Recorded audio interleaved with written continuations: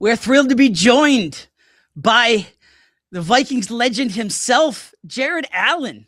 How are you, sir? I'm good. Thanks for having me on. I know we're a little earlier than the draft is kicking off, so I appreciate you being flexible. For sure. Tell me what you're thinking in terms of what you want to see, where you want to see the Vikings go with their pick. Man, so I tell you what, it's been interesting. I've actually I probably talked to more people about this draft than I have in years, just because I'm friends with more coaches and GMs and stuff these days. As you get older, that's how it happens, right? You just progress up the corporate ladder with who you know. Yeah. So I'm curious because I keep hearing that there's only about 20 some odd kids with actual first round grades this draft, right? Yeah. So we're kind of right in that bottom section to where typically I would say trade back, right? That'd be my answer, trade back and let's build depth. But I think we are in a spot where, again, I think you can never go wrong with interior linemen, right? On either side, D-line, O-line. If you got someone that fits that bill and that can come in and make an immediate impact, I always think that's a great way to go. And then, Harrison Smith, I don't know how much longer he's going to be with us or how long he's playing, because I think last year was his 14th year. So, I think if we can get a safety in that position and hopefully, I'm not up on the news, but hopefully, Harrison's still with us for another year and could mentor a safety that's going to replace him when he decides to retire.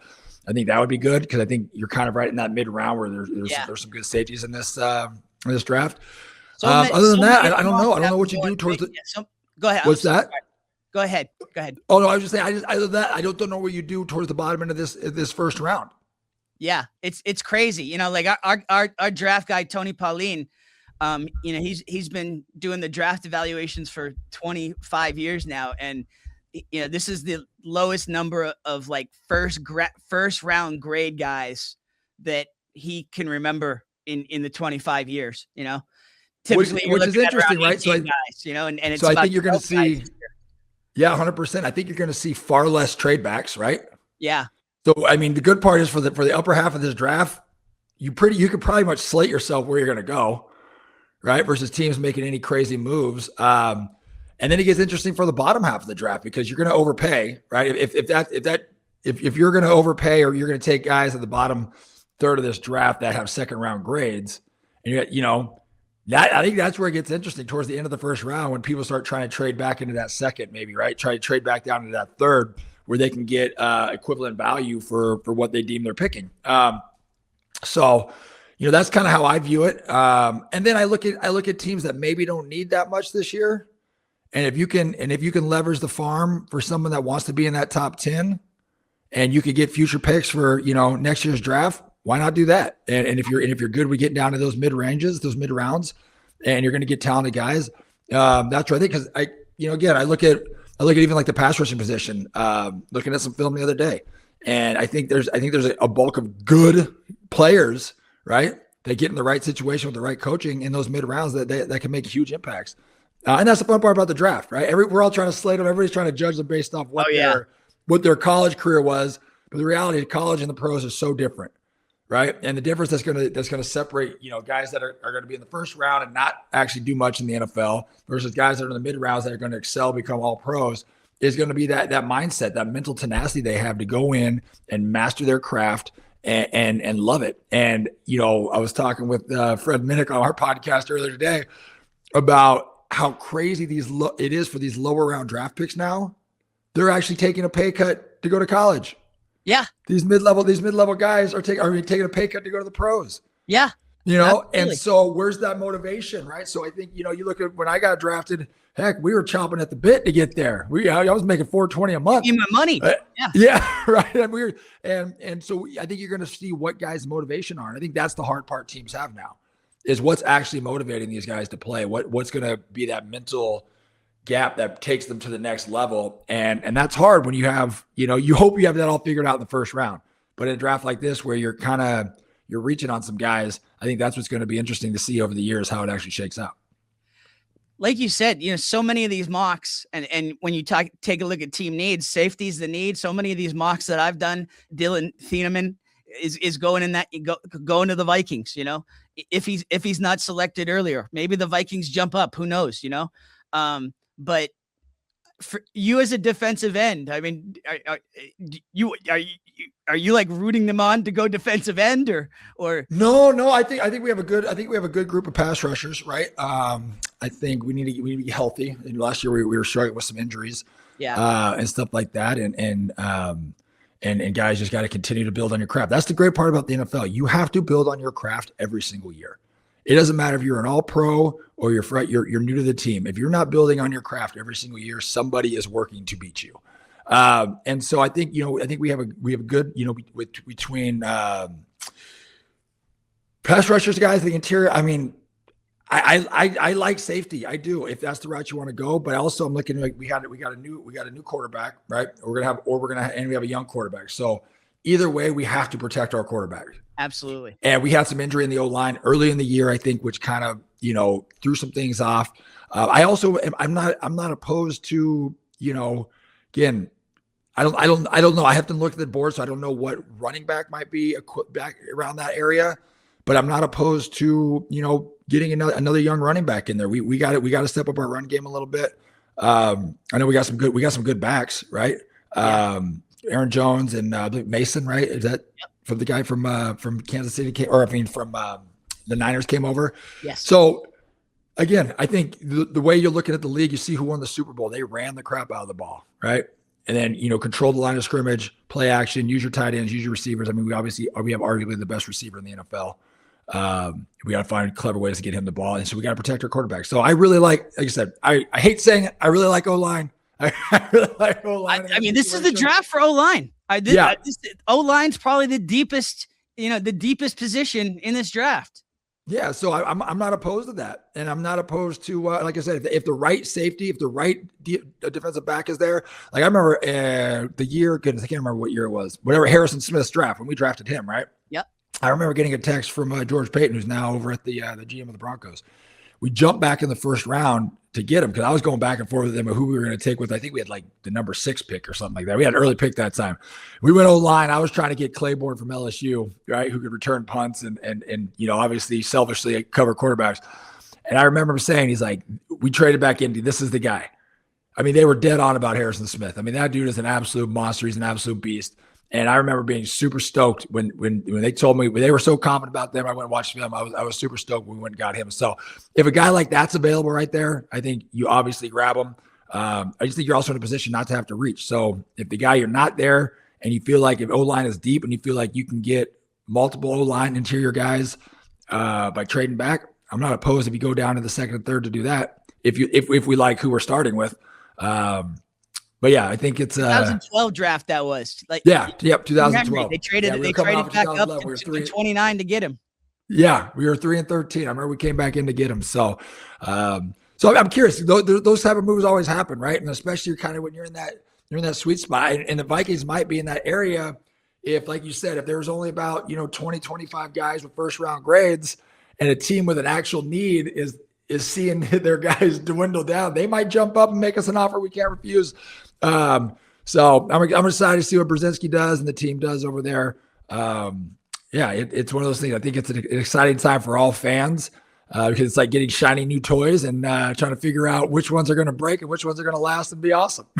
Speaking of shiny new toys, you got a shiny new jacket. I mean, it's like I think it's some more of like a matte gold. Yeah, not quite. Yeah, not quite red. Very nice gold color. What is it? How do you explain to these draft prospects what it takes to have the longevity and the tenacity that led you to a Hall of Fame gold jacket? Oh yeah, that's a great question. It's not as complex as you think it is. It's I mean, you got to be blessed, honestly. I mean, injuries happen, and great guys get injured, and there's no really rhyme or reason to it. So, by the grace of God, I didn't deal with many injuries until the end of my career when I ruptured my L5 twice. So, and then there's just a mindset, right? It's not a mindset. I'm trying to make the Hall of Fame. I'm not trying to do this. You just got to go in every day and try to be the best player you could be. I'll never forget. Coach Ramil told me early we were in OTAs, and I was holding my gap. I could have made a play falling back in the B gap. I was expecting the linebacker to be there. He wasn't. And, we're in practice. They gained, 8 yards or something like that. And Vermeil's like, why didn't you make that tackle? And I said, well, he said, listen, son, he said, your job is to be how you help our team is being the best defensive end you can be. He said, football is an individual game. It is built up of 11 individual matches. Win at all costs. Do whatever you can to win. That's how you help us be the best person you can be. And so that's the message I try to give young kids. Obviously, you have to operate within the scheme, but you have to be so driven to be the absolute best. You have to be willing to do whatever it takes to beat the guy across from you. And if you can singularly focus on these individual matches within the grand scheme of the defense, or obviously the team as whole, then you're going to be great. And it just comes down to work. It comes up to showing up, loving what you do, and putting in the work and the effort, because everybody's strong, everybody's fast, right? Everybody's got ability. So what's going to separate you is right here. It's going to be how hard you're willing to work, how well you know your playbook, and then you go from there. And so fortunately for me, I love football. I love watching film.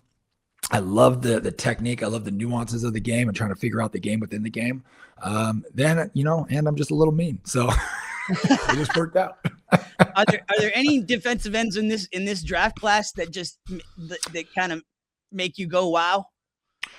Honestly, not wow. I think that kid from Miami has a skill set. I do. I don't know based on it weight wise. Like, we talking he could end up. They could end up being like a 3 technique. Yeah, because I think he's pushing like 270, right? Yep. I think he's up there in that range. The NFL is fast. You have 2.5 seconds, right? And so when I watched the national championship game, I mean, he made some good plays. I think he understands. He understands his angles. I think he understands where he needs to be at on his rush. So I like him. I think he's an impact player. He can obviously play the run as well at that size, at decent hands. So again, I look at closing speed, and especially with these athletic quarterbacks these days, but they're playing him in college. So I think he could, he'll be able to be used in a whole bunch of different packages wherever he goes. So I like him. The kid from Ohio State, I know he's got a lot of hype on him. I haven't seen him play that much, so I can't really, speak to that much. I think he's more of a stand-up guy, isn't he? Yeah. Yeah, he's kind of more of a stand-up guy, and that's a different game, right? So in the league, stand-up guys have to cover, right? I mean, you look at what the Broncos do over there with they got Benito, they got Coop, they got another young kid coming up, but those guys are often in coverage. Those guys are often. I mean, they have, and I was there doing some consulting a couple of years back. And they have to know the nuances of the defense. So I'm not sure what system he comes from, but sometimes those stand-up rush guys get into the NFL and they have a little bit harder transition because the load is heavier. There's a bigger ask for them up there. You have to be responsible in coverages. You have to communicate. They do honestly play more of a true, linebacker role at sometimes. So I'm always curious how those how that skill set will transfer. And then again, nothing. I think there's some guys that do it well. I would have to go down and like watch film because there's so many nuances that you can tell if a kid's going to be good, because anybody can flash, right? But longevity and sustainability is understanding how your body works, understanding your mechanics, understanding what you're trying to get your opponent, your tackle to do. Some guys just out athletic people at the college level. Unfortunately, that only takes you so far in the NFL. So I would have to say my top guy that I've seen, offhand would be that kid from Miami. Awesome. Are you still doing a lot of work for Homes for Wounded Warriors? Yeah, we are still plugging away. We're still building homes for wounded vets all over the country. Actually, was just looking at pictures from our director today for one of our projects up in New York. We're about to give a home away in Wisconsin. So the need is there. So we keep on chugging along, and I got a great team. I got a great group of partners that help us achieve all this. And so I'm blessed in that aspect, and I'm blessed to have so many people that actually care about the same cause I care about, which is, providing handicap accessible homes for our wounded vets coming home from Iraq and Afghanistan. And we just keep plugging away. It's a wonderful cause. It's amazing work that you're doing. Just one last question. I obviously it's a huge thrill to get that gold jacket, but I know how the passion that you had for being a Viking, going back and leading the skull chant and the way they just absolutely embraced you as a rock star. It was just this absolute like moment, like you were Prince in Minnesota. You know, you know what? Minnesota's been great to me, and I think it's a connection. It's you're in the Midwest, right? And Midwest just has a way of being. It just feels a little more authentic. I mean, like people seem to be a little more genuine, a little more authentic. It helps that I'm Norwegian. I got family from Minnesota, North Dakota. But I think that's my connection to the team was I think the fans truly understood I loved what I did, right? And I was raw, I was open, I was just myself, right? And I think there's a connectivity there based on a relatability. You know what I mean? I don't think they necessarily saw me as this NFL player. I was the guy that was going to show up and give everything I got and show appreciation for them for spending their hard-earned dollars to come watch us play. And we had some good seasons, so it worked out well. And but yeah, Minnesota's been great to me. They always treat me they always greet me with open arms, and I've been able to do some fun things. I got to take my kids to go to the Morgan Wallen concert there a couple of weeks ago, so that was a blast. They've been great, and and still after all these years, wouldn't have a hard time getting tickets. Well, there at least, right? Other places I'm just a has-been. I've been out of the game a while. I'm just driving my kids around now. But Minnesota, when they come back all these years later, they still treat me as if I'm still playing. So it's always nice. It's always nice to go back and shake hands with people and show even more appreciation, especially as guys that I grew up with. I say grew up with, but when my career started, you take like Jeff Anderson. He was down, he was my PR handler, one of my PR handlers now he's the head of the whole division. Right. Yeah. So it's good to see the growth of everybody else's careers as well. And to just, actually go back and spend time connecting with people, when you're playing, sometimes those relationships are kind of skewed because you're always all over the place. They don't always get to get as deep as you'd like. And as I've gotten older, that's probably my fondest thing about the whole Vikings organization is the depth of my relationships, and the community's just still been great. That's awesome. Well, you're never going to be a has-been among true NFL fans, and especially those watching us here tonight. So, Jared Allen, 2025 Hall of Famer, and Fourth and Need is the podcast, by the way, that Jared mentioned. That's why he's got the nice podcast mic right there in front of him. So I got to give Fred all the credit for that. I told I was like, I'll do a podcast with you, but you got to hook me up with the gear. I don't know what I'm doing. So we just talk nonsense. We don't talk anything relatively important. It's a good hang. It's a good hang for sure. It is a good hang. I appreciate you going there. Seriously, it's nice to get the quite honestly, just any bit of Jared Allen we can get in terms of your personality, man. It's I just always one of the folks I enjoyed the most. It was just pure passion for the game, but just pure passion for life. And that came through in everything you did and everything you do. I appreciate that. That means the world. Jared Allen, huge thank you for joining us here on Draft Night Live. My pleasure. Thanks for having me.